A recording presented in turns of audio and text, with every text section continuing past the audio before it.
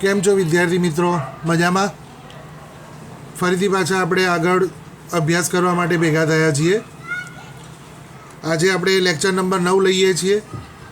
આ lecture number 9માં 12મા ધોરણના એકાઉન્ટન્સીનું ચોથું ચેપ્ટર પેઢીના પુનર્ગઠનની વાત કરીશું. આપણે આના અગાઉ આ જ ચેપ્ટરના સ્વાધ્યાયના દાખલા ગણેલા છે. આપણે 11 નંબરના દાખલા સુધી ગણતરી કરી ચૂક્યા છીએ. મને આશા છે કે તમે બધાએ તે બધા દાખલા તમારી નોટમાં વ્યવસ્થિત ઉતારી લીધા હશે અને તેનો અભ્યાસ પણ તમે કર્યો હશે. કોન્સેપ્ટ જો ક્લિયર હોય તો કોઈ જ તકલીફ આ ચેપ્ટરોમાં ક્યાંય પડવાની નથી. હવે આપણે એક થોડો વિચાર કરીએ કે ધંધાકીય એકમમાં કોઈ પણ કારણસર જ્યારે કોઈ પુનર્ગઠન થાય ત્યારે જૂના ધંધામાં જે પણ મિલકત અને દેવા છે તેનું તો રિવેલ્યુએશન એટલે કે પુનઃમૂલ્યાંકન થાય છે, પરંતુ એ ધંધાકીય એકમે જે અનામતો ઊભી કરેલી હોય તેનું શું કરવાનું? તો એ પ્રશ્ન બહુ અગત્યનો છે. એટલે કે એક અલગથી પ્રશ્ન છે સ્વાધ્યાયનો 12મા નંબરનો. તો મિત્રો એટલું યાદ રાખવાનું કે જૂની ભાગીદારી પેઢીમાં જે પણ અનામતો છે અને જોગવાઈ છે આ બધું જ જૂના ભાગીદારો વચ્ચે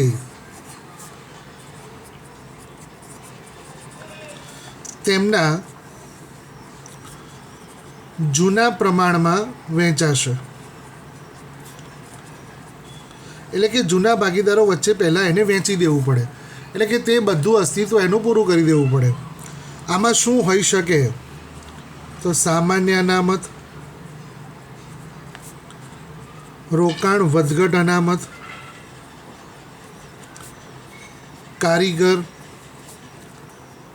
અકસ્માત વળતર ભંડોળ, આવા અન્ય કોઈ પણ પ્રકારના અનામતોને આપણે જૂના ભાગીદારો વચ્ચે વહેંચી દેવાના છે. બીજી એક વસ્તુ ખાસ યાદ રાખવાની છે, નફા નુકસાન ખાતાની જમા બાકી,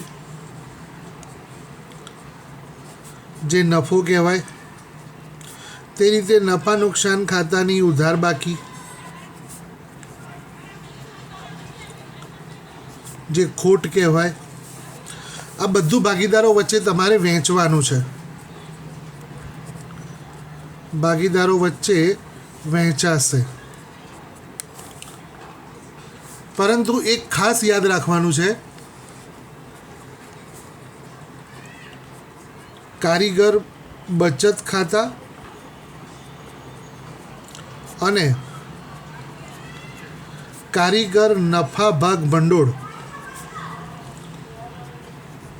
આ બંને વસ્તુ કારીગરોના આપણા ત્યાં બચત ખાતા હોય તે અને કારીગરનો નફા ભાગ ભંડોળ હોય તે વહેંચાશે નહીં. આ કારીગરોનું છે એટલે આપણે કારીગરોને જ આપવું પડે, ભાગીદારો વચ્ચે વહેંચાશે નહીં. આ વસ્તુ ખાસ તમારે ધ્યાન રાખવાની છે. આ બંને સિવાય જે પણ અનામતો છે એ બધા જ અનામતો ભાગીદારો વચ્ચે વહેંચાશે. કયા પ્રમાણમાં? તો ભાગીદારોના નફા નુકસાનના જૂના પ્રમાણમાં. એના રેફરન્સમાં સ્વાધ્યાયનો દાખલા નંબર 12, ભાગીદારોના નામ અહીંયા આપેલા છે, અલય અને સંકેત.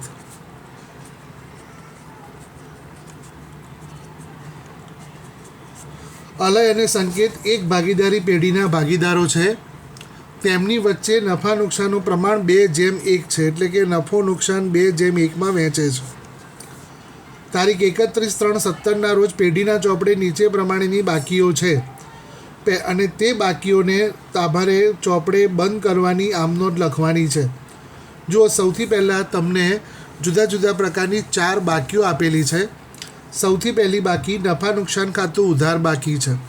આગળ મેં તમને નોંધ કરીને કહ્યું કે નફા નુકસાન ખાતાની ઉધાર બાકીનો અર્થ થાય કે તે ખોટ છે અને ખોટ ભાગીદારોના મૂડી ખાતે ઉધાર થાય. એટલે કે ખોટ ભાગીદારોના મૂડી ખાતે ઉધાર કરવાની રહેશે. તો આની આમનોંધ આ પ્રમાણે તમારે લખવાની. મથાળું લખવાનું, નફા નુકસાન ખાતું ઉધાર બાકી ₹18,000. હવે આ 18,000ને 2/1 તમારે પહેલાં વેચવાના છે. તો 18,000ને 2/1 વેચીએ એટલે 2/3 અને 1/3 રકમ આવશે 12,000 અને 6,000. હવે આપણે આને વેચવા માટેની નોંધ કરીએ. તો ખોટ છે ભાગીદારોના મૂડી ખાતે ઉધાર થાય એટલે તમારે નોંધ કરવાની અલયના મૂડી ખાતે ઉધાર 12,000, સંકેતના મૂડી ખાતે ઉધાર 6,000 તે નફા નુકસાન ખાતે 18,000. અને આ રીતે તમે નફા નુકસાન ખાતાની ઉધાર બાકીને વેચી એવી નોંધ કહેવાય. ફરીથી સમજાવું છું. અલય અને સંકેત 2/1 પ્રમાણમાં નફો નુકસાન વહેંચે છે. પેઢીના ચોપડે નફા નુકસાન ખાતું ઉધાર બાકી બતાવે છે એટલે કે ખોટ બતાવે છે 18,000 રૂપિયા. ખોટ ભાગીદારોના મૂડી ખાતે ઉધાર થાય એટલે અલયના મૂડી ખાતે ઉધાર કરવાના, સંકેતના મૂડી ખાતે ઉધાર કરવાના અને નફા નુકસાન ખાતું બંધ થશે.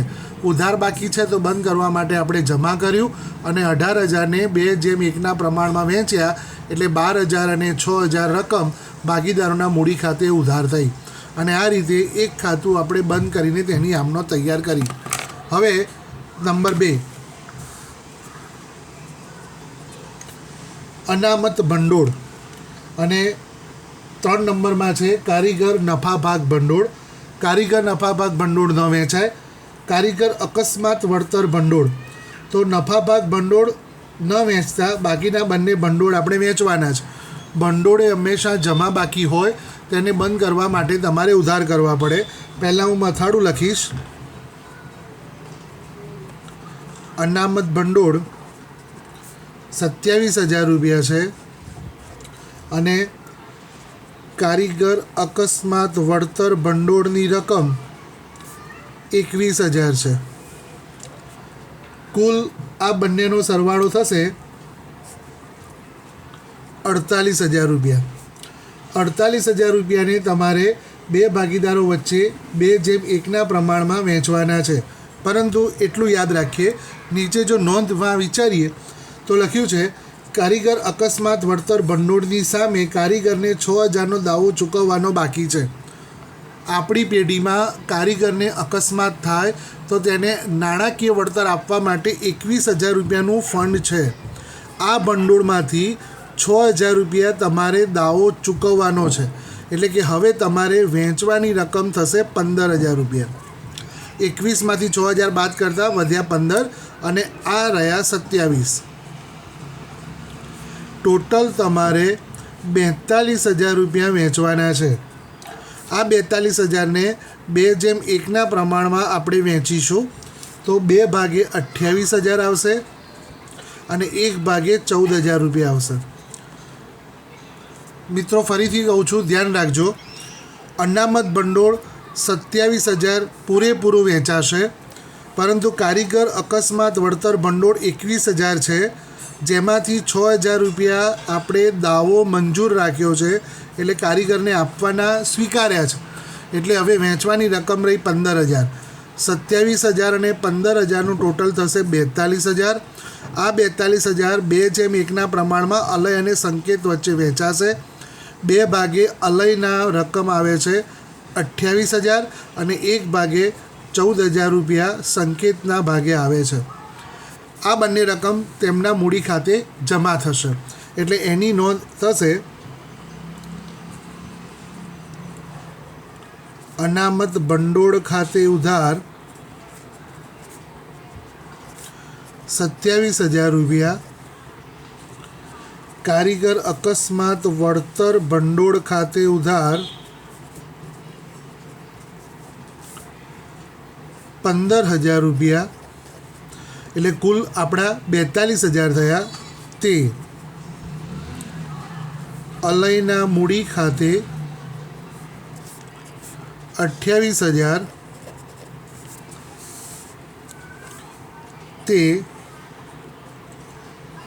સંકેતના મૂડી ખાતે 14,000 રૂપિયા. આ પ્રમાણે આ આમનોંધ તૈયાર થશે. પહેલી આમનોંધ નફા નુકસાન ખાતાની ઉધાર બાકી એટલે ખોટ વેચવા માટેની કરી. બીજી આમનોંધ બંને અનામત ભંડોળો વેચવા માટેની કરી. હવે એક બાકી રહ્યું કારીગર નફા ભાગ ભંડોળ. તો એના માટે તમારે નોંધ લખવાની, કારીગર નફા ભાગ ભંડોળ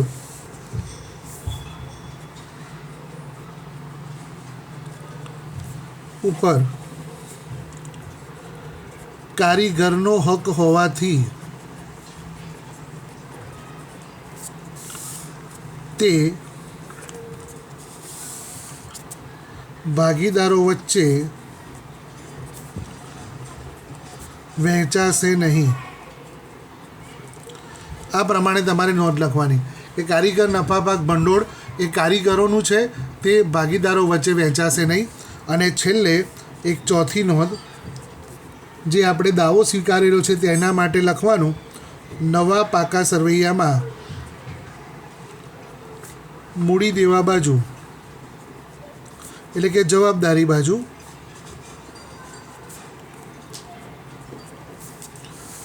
ચૂકવવાનો બાકી દાવો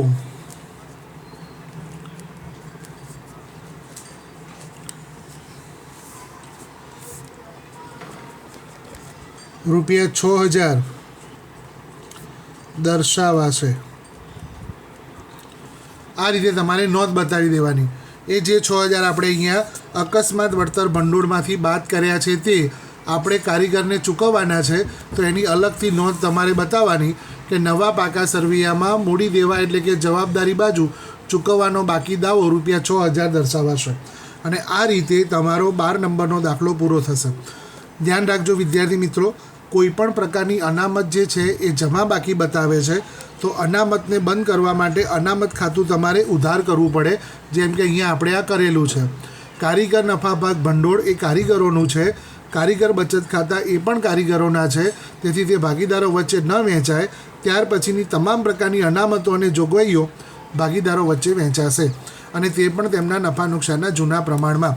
તો આ પ્રમાણે તમારે ધ્યાન રાખવાનું કે સામાન્ય અનામત, રોકાણ વધઘટ અનામત, કારીગર અકસ્માત વળતર ભંડોળ, નફા નુકસાન ખાતાની જમા બાકી, નફા નુકસાન ખાતાની ઉધાર બાકી, આ બધી વિગતો ભાગીદારો વચ્ચે વહેંચાશે, પરંતુ બચત ખાતા અને નફા ભાગ ભંડોળ વહેંચાશે નહીં.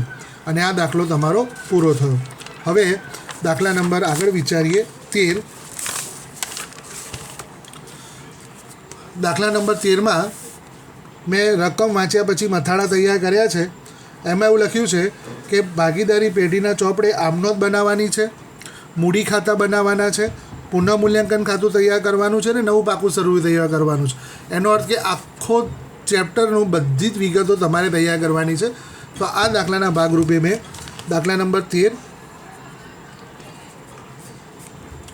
ભાગીદારોના નામ છે સાજન અને નિર્મી.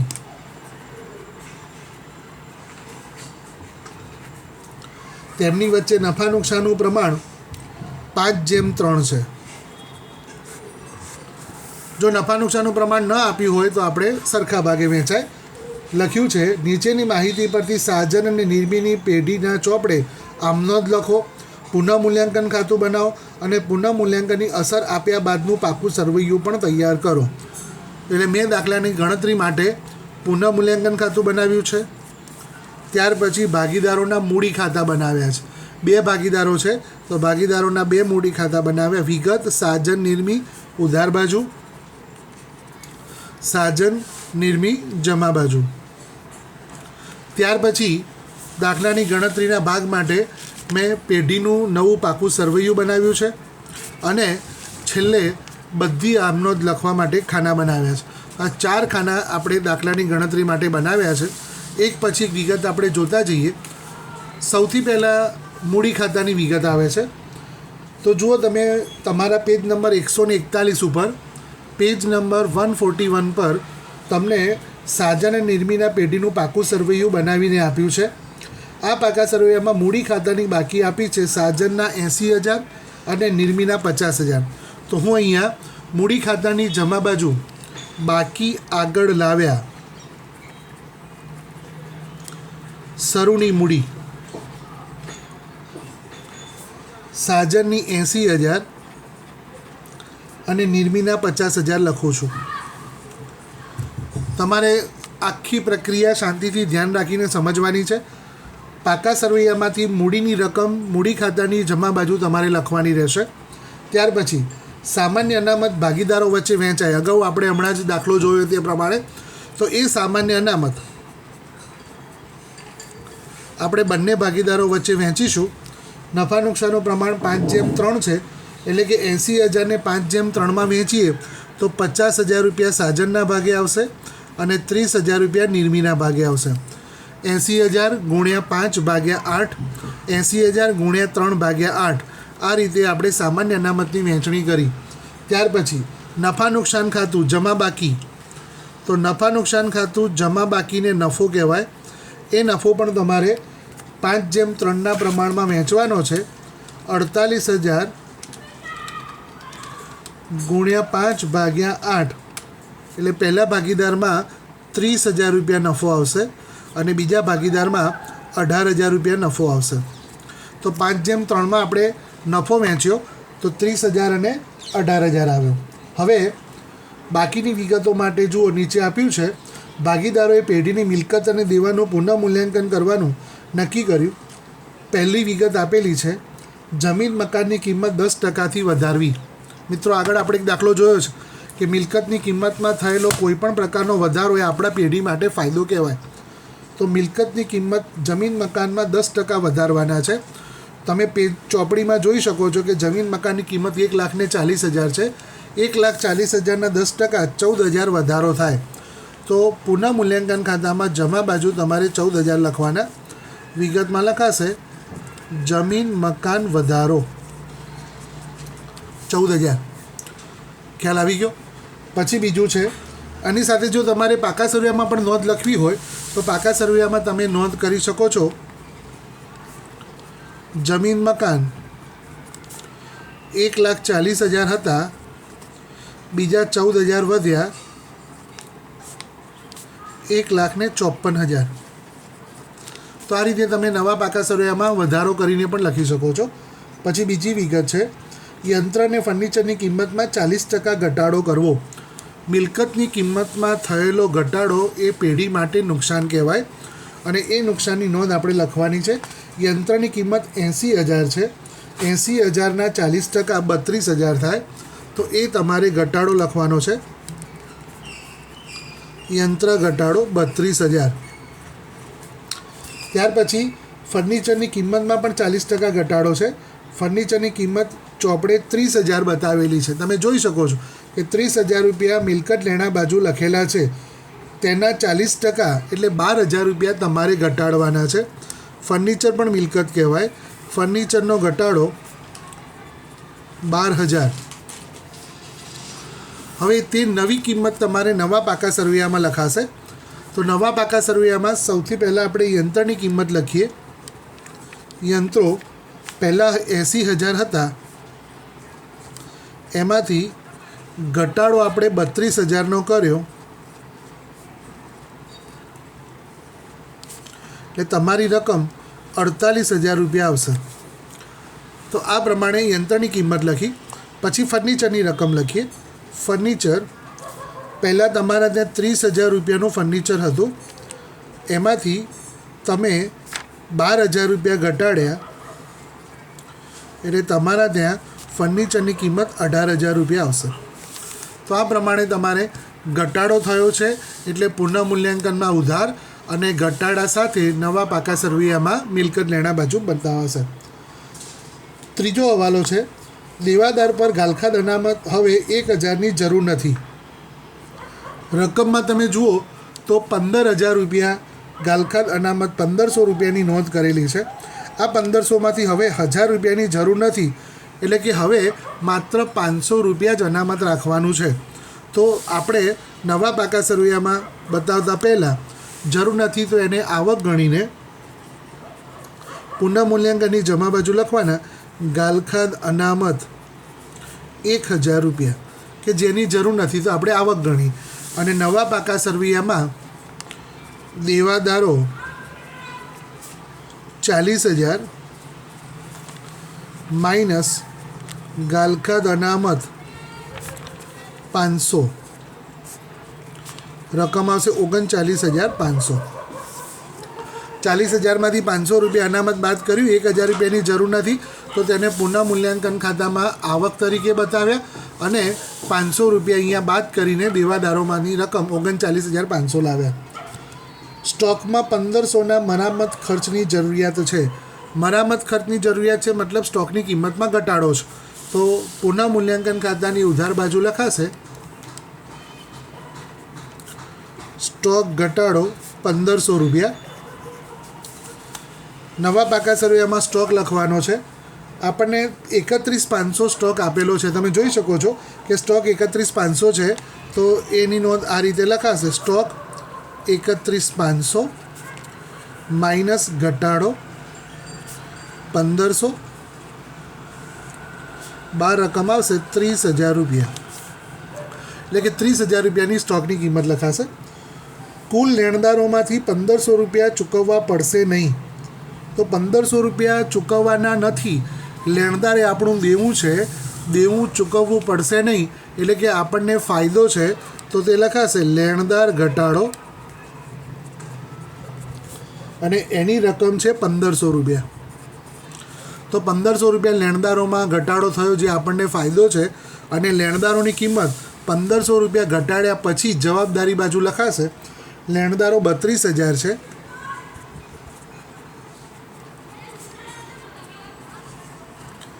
માઇનસ ઘટાડો 1500, રકમ આવશે 30,500. તો આ પ્રમાણે લેણદારોની રકમ 30,500 લખાશે. ચૂકવવાનો બાકી ખર્ચ રૂપિયા 10,000 છે. ચૂકવવાનો બાકી ખર્ચ એ આપણા માટે દેવું છે. તો ખર્ચ તરીકે ઉધાર બાજુ લખાશે ચૂકવવાનો બાકી ખર્ચ રૂપિયા 10,000. એટલે પુનઃ મૂલ્યાંકન ખાતામાં ઉધાર બાજુ બતાવ્યા અને આપણે હજી ચૂકવવાના બાકી છે એટલે આપણા માટે દેવું છે. તો એની નોંધ થશે ચૂકવવાનો બાકી ખર્ચ 10,000 રૂપિયા. સમજ પડે છે દરેકને? ચૂકવવાનો બાકી ખર્ચ એ જવાબદારી છે એટલે કે જવાબદારી બાજુ આપણે ચૂકવવાનો બાકી ખર્ચ 10,000 લખ્યો. મળવાની બાકી આવક રૂપિયા 2,000. મળવાની બાકી આવક એ આપણા માટે હજી આવક થશે. તો પુનઃ મૂલ્યાંકન ખાતાની જમા બાજુ લખાશે મળવાની બાકી આવક 2,000 રૂપિયા. આવક થશે એટલે ફાયદો થયો અને તે આવક આપણે જમા બાજુ બતાવીશું. આપણું લેણું છે, મળવાની બાકી આવક એ આપણા માટે લેણું કહેવાય એટલે લખાશે મળવાની બાકી આવક 2,000 રૂપિયા. છેલ્લો હવાલો છે રોકાણો તેની બજાર કિંમતે બતાવવાના છે. મિત્રો બહુ જ ખાસ ધ્યાન રાખજો. ફરીથી આપણે પાકા સરવૈયામાં નજર કરીએ તો રોકાણોની કિંમત 20,000 રૂપિયા રકમના ખાનામાં આપી છે અને કૌંસમાં બજાર કિંમત 18,000 બતાવેલી છે. બે રકમ આપી છે અને નોંધ કહ્યું છે બજાર કિંમતે બતાવવાના છે. આનો અર્થ એવો થાય કે 20,000 રૂપિયાના રોકાણની બજારમાં કિંમત 18,000 રૂપિયા છે. આપણે જ્યારે રોકાણ કર્યું ત્યારે તેની કિંમત 20,000 હતી પરંતુ અત્યારે હાલ બજારમાં તેની કિંમત 18,000 છે. એનો અર્થ કે 2,000 રૂપિયા રોકાણમાં ઘટાડો થયો છે અને રોકાણમાં થયેલો ઘટાડો એ આપણા માટે નુકસાન કહેવાય. એટલે કે પુનઃ મૂલ્યાંકન ખાતાની ઉધાર બાજુ 2,000 રૂપિયા લખાશે રોકાણ ઘટાડો 2,000 અને તેની નોંધ નવા પાકા સરવૈયામાં રોકાણો 20,000 માઇનસ ઘટાડો 2,000 અને બજાર કિંમતે 18,000 રૂપિયાથી આપણે દર્શાવ્યા અને આ પ્રમાણે 18,000 રૂપિયા બતાવાશે. તો આ રીતે તમામ પ્રકારની નોંધ આપણે પુનઃ મૂલ્યાંકન ખાતામાં અને નવા પાકા સરવૈયામાં આપી છે. હવે પુનઃ મૂલ્યાંકન ખાતાનો આપણે સરવાળો કરવાનો છે. તો પુનઃ મૂલ્યાંકન ખાતાનો સરવાળો આપણે કરવા જઈએ તો ઉધાર બાજુનો સરવાળો વધારે થયો એમ દેખાઈ રહ્યો છે. તો ઉધાર બાજુનો સરવાળો જો આપણે કરીએ 32,000 12,000, 1,500, 10,000 અને 2,000. 57,500 સરવાળો આવે છે. આ 57,500 આપણે જમા બાજુ મૂકીશું. 57,500માંથી જમા બાજુની રકમો આપણે બાદ કરીએ તો સૌથી પહેલાં 14,000 બાદ કરવાના છે, ત્યાર પછી 1,000 બાદ કરવાના છે, 1,500 બાદ કરવાના છે અને 2,000 બાદ કરવાના છે. તો 39,000 રૂપિયા તફાવતની રકમ આવે છે. તફાવત કઈ રીતે શોધાયો? ઉધાર બાજુનો સરવાળો કર્યો 57,500, જમા બાજુ મૂક્યા 57,500. આ 57,500માંથી 14,000, 1,000, 1,500 અને 2,000 બાદ કરતાં તફાવત આવ્યો 39,000. આ ભાગીદારોના વચ્ચે વહેંચવાની છે ખોટ. ભાગીદારોના નામ છે સાજન અને નિર્મી. તેમની વચ્ચે નફા નુકસાનનું પ્રમાણ 5:3 છે. 5:3માં આપણે વેચીએ તો પહેલા ભાગીદારમાં આવે છે 24,375 અને બીજા ભાગીદારમાં આવે છે 39,000 ગુણ્યા 3 ભાગ્યા 8, 14,625. તો આ બંને રકમ તમારે નોંધવાની થશે. ભાગીદારોના મૂડી ખાતે 5:3 એટલે 5/8 અને 3/8માં 39,000 રૂપિયા વહેંચ્યા. તેને આપણે ભાગીદારોના મૂડી ખાતે ઉધાર કરીશું. નફો હોય તો ભાગીદારોના મૂડી ખાતે જમા થાય, ખોટ હોય તો ભાગીદારોના મૂડી ખાતે ઉધાર થાય. એટલે વિગત એવી લખાશે: પુનઃ મૂલ્યાંકન ખોટ. પહેલા ભાગીદારમાં આવશે 24,375, બીજા ભાગીદારમાં 14,625. તો આ પ્રમાણે તમારે ભાગીદારોના મૂડી ખાતે ખોટની નોંધ કરવાની.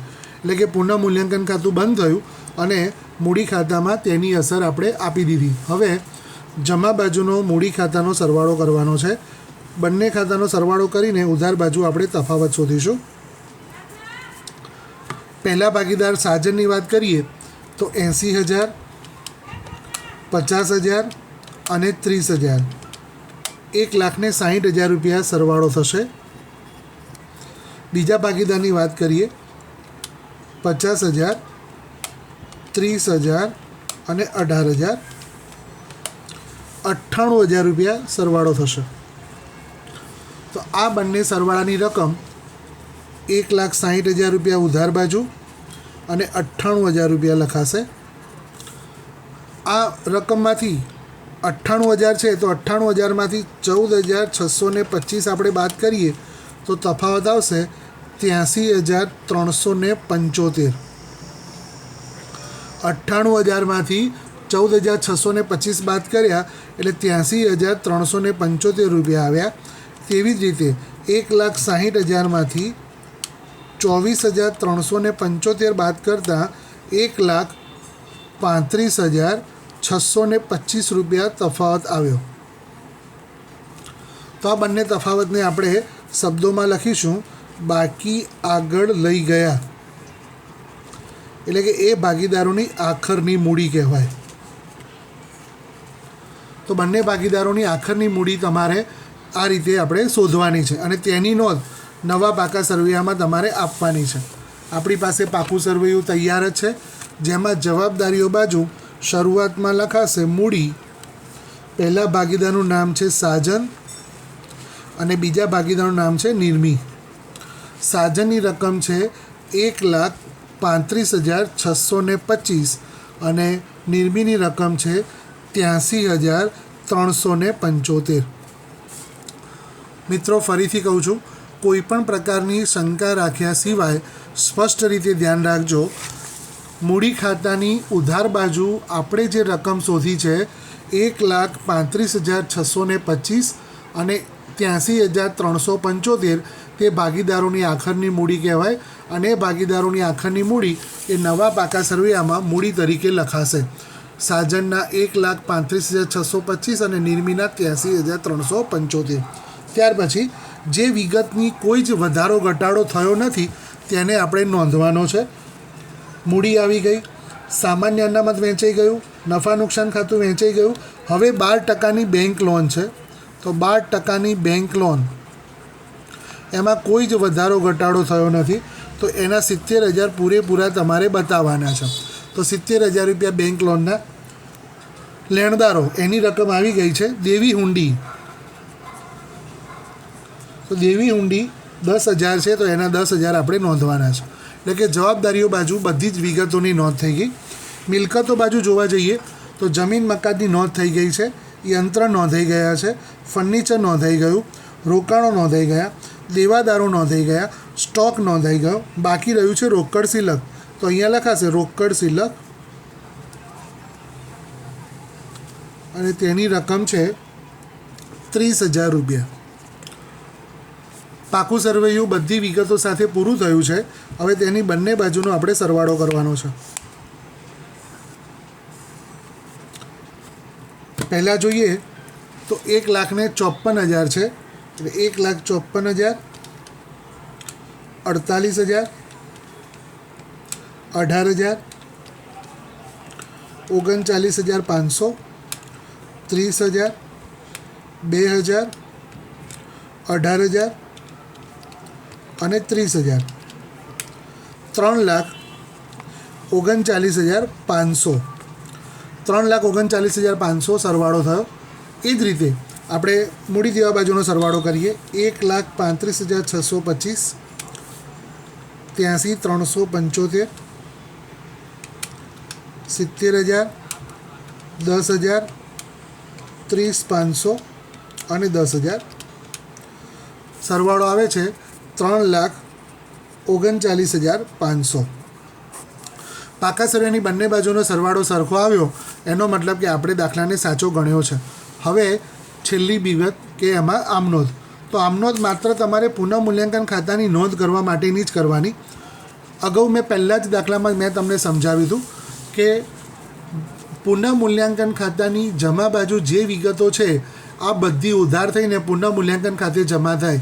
એટલે કે જો જમીન મકાનની નોંધ કરવી હોય તો નોંધ એવી થાય, જમીન મકાન ખાતે ઉધાર તે પુનઃમૂલ્યાંકન ખાતે જમા. ગાલખાદ અનામત ખાતે ઉધાર તે પુનઃમૂલ્યાંકન ખાતે જમા. અને ઉધાર બાજુની નોંધ કરવી હોય તો નોંધ એવી આવે, પુનઃમૂલ્યાંકન ખાતે ઉધાર તે યંત્ર ખાતે, પુનઃમૂલ્યાંકન ખાતે ઉધાર તે ફર્નિચર ખાતે. આ પ્રમાણે નોંધ થશે. હું અહીંયા નોંધ લખતો જાઉં છું. સૌથી પહેલી નોંધ,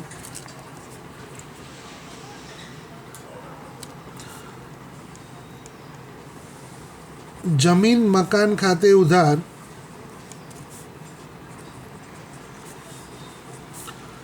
$14,000 તે પુનઃમૂલ્યાંકન ખાતે 14,000. જો તમારે સંયુક્ત નોંધ લખવી હોય તો સંયુક્ત નોંધ પણ તમે લખી શકો છો. દાખલા તરીકે બીજી જે નોંધ છે હું સંયુક્ત લખીશ. ગાલખાદ અનામત ખાતે ઉધાર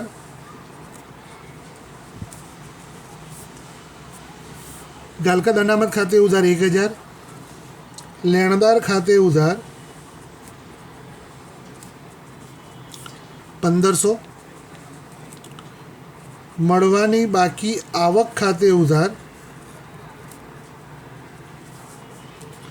2,000 તે પુનઃમૂલ્યાંકન ખાતે 4,500. તો આ પ્રમાણે પણ તમે નોંધ કરી શકો છો. તે પ્રમાણે ઉધાર બાજુની બધી જ વિગતોની સંયુક્ત નોંધ આપણે કરીએ. ત્રીજી નોંધ આવશે, પુનઃમૂલ્યાંકન ખાતે ઉધાર રકમ પછી લખીશું સરવાળો કરીને. તે યંત્ર ખાતે 32,000, તે ફર્નિચર ખાતે 12,000, તે સ્ટોક ખાતે 1,500, તે ચૂકવવાના બાકી ખર્ચ ખાતે 10,000, તે રોકાણો ખાતે 2000 અને આ બધી જ રકમનો સરવાળો 32,000, 12,000, 1,500, 10,000 અને 2,000 57,500 ઉધાર લખાશે. તો આ આપણે પુનઃમૂલ્યાંકન ખાતાની જેટલી પણ અસર આપી તેની નોંધ કરવાની. અને સૌથી છેલ્લી નોંધ ભાગીદારો વચ્ચે મૂડી ખોટ વેચવા માટેની છે. તો એની નોંધ આવશે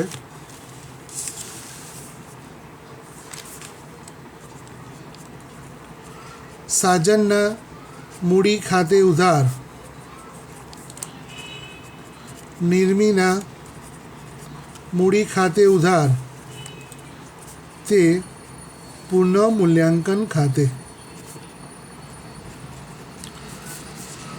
આપણે ખોટ હતી 39,000 રૂપિયા ખોટ પુનઃમૂલ્યાંકન ખાતે કરી 24,375 રૂપિયા અને 14,625 રૂપિયા બંને ભાગીદારો વચ્ચે 5/3 ખોટ વહેંચી.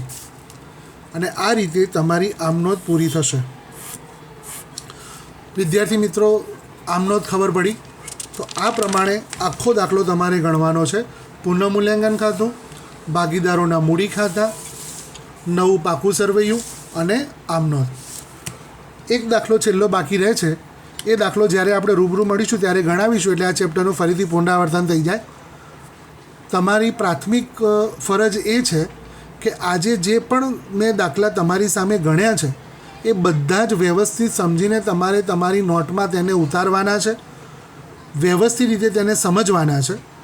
કોઈ પણ સમજ ન પડે તો એ તમારા ડાઉટને બાજુમાં રાખવાના નોંધ કરીને, અને જ્યારે આપણે રૂબરૂ મળીએ ત્યારે તે ડાઉટ તમારે સોલ્વ કરવાના છે. મિત્રો, તમારું 12મું ધોરણ ખૂબ જ અગત્યનું છે અને તે વર્ષને ધ્યાનમાં રાખીને આપણે આ લોકડાઉનના સમયમાં આ રીતે ઓનલાઈન ભણાવવા માટેનો પ્રયત્ન કર્યો છે. તમારી સામે હું સ્ટેપ બાય સ્ટેપ નિયમો પ્રમાણે દાખલો ગણું છું. તમારે એકદમ ચીવટતાપૂર્વક આ લેક્ચરને સાંભળીને આ દાખલાને તમારે નોટમાં ઉતારવાનો છે અને સતત તેનું અભ્યાસમાં પુનરાવર્તન કરવાનું છે. એક વસ્તુ ધ્યાન રાખજો, જેટલો વધારે અભ્યાસ પુનરાવર્તિત કરશો તેટલી વધારે સમજ તમને પડશે. આશા છે કે અમારા પ્રયત્નોને તમે 100% સારી રીતે સમજો છો અને તમારી પોતાની જવાબદારી સમજીને તમે આ અભ્યાસને પૂર્ણ કરશો. કોઈ પણ તકલીફ પડે તો જ્યારે રૂબરૂ મળીએ ત્યારે તેનો ઉકેલ લાવીશું. ત્યાં સુધી ઘરમાં રહો, સેફ રહો અને સલામત રહો અને અભ્યાસ કરતા રહો એવી શુભેચ્છા. અસ્તુ.